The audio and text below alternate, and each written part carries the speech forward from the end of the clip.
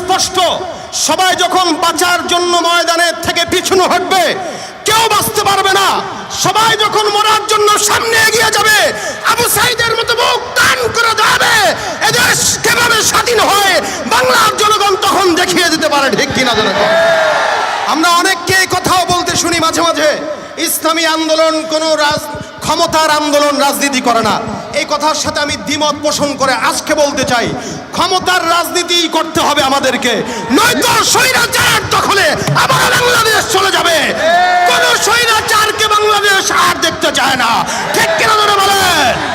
যাদের হাতে যায় ক্ষমতা, দেশ যেন বাপের ভিটা, রাখতে চেয়ার শুরু করে বিদেশিদের পাচাটা।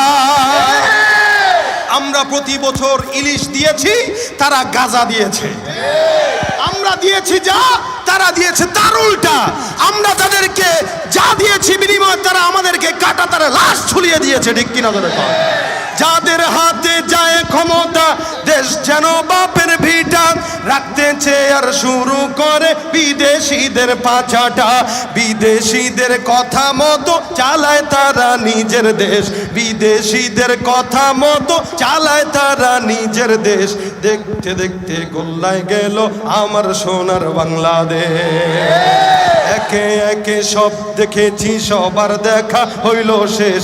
দেখতে দেখতে গোল্লায় গেল আমার সোনার বাংলাদেশ।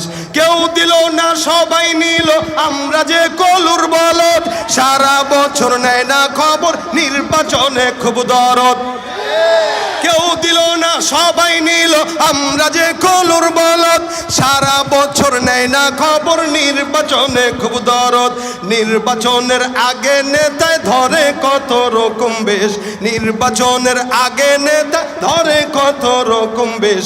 দেখতে দেখতে গোল্লায় গেল আমার সোনার বাংলাদেশ। দেখতে দেখতে গোল্লায় গেল আমার সোনার বাংলাদেশ। ঠিক কিনা?